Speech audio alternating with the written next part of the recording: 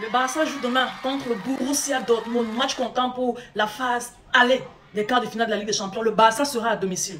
C'est quelque part une bonne chose pour moi parce qu'un Barça qui commence à domicile s'assure déjà de gagner et de sécuriser sa place. En fait, prend déjà un gros avantage à domicile. Et puis au retour, ça sera à Dortmund. Les gens vont encore venir en commentaire me dire Dortmund chez eux, ils sont difficiles à jouer, ils n'ont pas perdu. Je vous rappelle déjà que Dortmund a perdu à domicile en Ligue des Champions. C'était cette année en phase pour le Barça a battu Dortmund chez eux. Et avec de la manière, vous vous rappelez des deux splendides buts qu'a marqué Ferran Torres à Dortmund. Donc l'histoire là est déjà finie. Le Barça doit dans les normes faire un très beau match demain avec du résultat. Je sais, le résultat ne sera pas immense, les scores fleuves qu'on a l'habitude de faire en Ligue des Champions, surtout dans des phases aller-retour qui mènent directement à la qualification, ou bien qui te disqualifient directement de la compétition. Il faut faire des choses avec précaution. En voulant trop aller sécuriser vos buts, genre en voulant marquer le 4e, le 5e, le 6e but, vous pouvez prendre des buts derrière et là ça peut déstabiliser la chose. Moi je pense que le Barça va faire les choses très bien et avec modération, va tout faire pour s'imposer sur un score, je sais pas, 3 buts à 0, 3 buts à 1, si Chesney ne gagne pas sa cage inviolée, 3 buts à 1, pas un score fleuve quand même, pas un score fleuve. Voilà, donc pour ce match, on aura besoin de nos joueurs clés. On aura besoin de nos joueurs clés tels que Rafinha. Rafinha, depuis son retour de la trêve internationale, n'est pas le Rafinha qu'on a connu là. Il est le Rafinha un peu colérique. Il est durant la trêve internationale, le match Argentine-Brésil, il avait fait des déclarations qu'il n'a pas pu soutenir sur le terrain. Depuis le jour là, je vois il a une main bandée. Je ne sais pas s'il a frappé dans quelque chose et il s'est un peu fait mal. J'ai vu Hansi Flick le reposer, ne pas le faire débuter les matchs clément en Liga, mais je pense quand même, oui, avec l'arbitre, avec Ter Stegen, avec Hansi Flick, quand on essayait de le calmer, il ne voulait pas. Je pense franchement que cette mauvaise phase-là est passée. Parce que là, les choses grandes commencent. Les choses très importantes commencent. Il est vraiment... J'appelle vraiment Rafinha, s'il te plaît.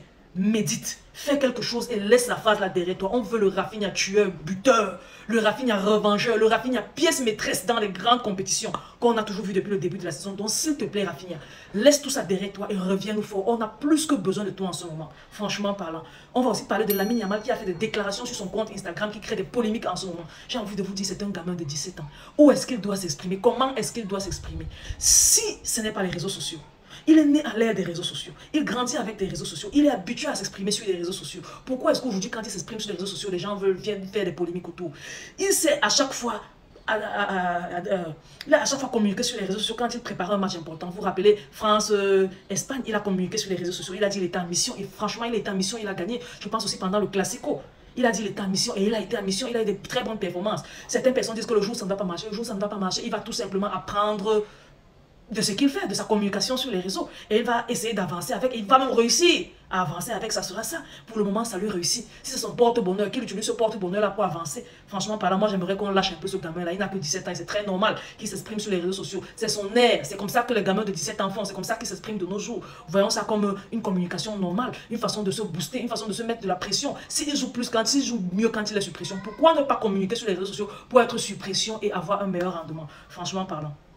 Pour moi, je trouve qu'on doit un peu laisser lâcher la grappe à ce gamin. C'est un gamin, il fait ce qu'il veut du moment où il nous apporte de très bons résultats. Moi, ça m'arrange. Voilà les deux parenthèses pour les joueurs d'aujourd'hui. Mais franchement, j'appelle à notre équipe d'être vraiment solide, de ne pas prendre Dortmund du haut. Parce que la fois dernière, on était venu en guerrier, on les a gagnés. Cette fois-ci, on ne peut pas venir en guerrier et les gagner. Non, nous sommes en Ligue des Champions, il va falloir faire des choses bien et avec de la manière. Je n'ai pas envie de dire avec ou sans manière. On va devoir bien faire les choses avec la manière et sécuriser une victoire. On fait donc appel à Chesney, s'il te plaît, Chesney. Ce que tu manges souvent là, avant de venir faire les top performances là, gave-toi de ça et viens nous faire les top performances. On a besoin d'une charnière défensive au top. Je parle de toute la ligne défensive. Franchement, soyez en pleine communication avec le gardien et le milieu de terrain. Le milieu de terrain, durant le match face au Betis en Liga, on ne vous a pas vu donner les prestations que vous avez l'habitude de nous donner. Je parle de Pedri et de Jong. Je pense que vous étiez un peu fatigué. Je pense que dans votre tête, vous étiez en train de préparer ce match face au Borussia Dortmund. Eh bien, le match là, il vient d'arriver. On le jouera demain. J'espère que vous allez nous sortir des masterclass avec ou sans ballon. Que Pedri ou De Jong soient encore homme du match. Franchement parlant, malgré les multiples buts qu'aura mis Lamine Yamal, Rafinha, Lewandowski, Ferran Torres et tous ceux qui entrent en attaque.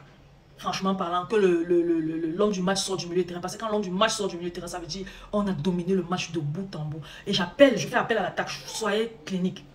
Une occasion, un but. Une occasion, un but. Deux occasions, deux buts. 5 occasions, 5 buts. Franchement, on a besoin de ça.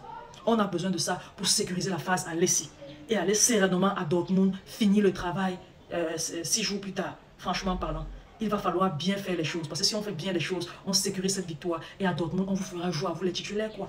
50-55 minutes. Et puis, on donnera aussi le temps de jeu aux jeunes joueurs qui n'ont pas trop de temps de jeu, afin qu'ils s'habituent, qu'ils se familiarisent aussi avec la Ligue des Champions, surtout les phases à élimination directe. Franchement parlant, je vous souhaite un très beau match, un excellent match comme jamais je ne vous l'ai souhaité. Et revenez-nous avec la victoire. Pour mes abonnés, s'il vous plaît, partagez la vidéo au maximum. Laissez vos différents avis en commentaire. Et abonnez-vous à la page, c'est très important. Pour ceux qui sont sur Facebook, n'oubliez pas de recommander la page. Je vous le dis tout le temps, mais vous ne le faites pas. Recommandez la page, s'il vous plaît. Je vous aime beaucoup. On va se dire à la prochaine pour la suite de la compétition, en espérant que le Barça aura fait ce que nous demandons tous. C'est-à-dire battre avec même un 3 buts d'écart. Pourquoi pas plus. Sans prendre des buts en retour. Merci beaucoup. À la prochaine. Bye bye.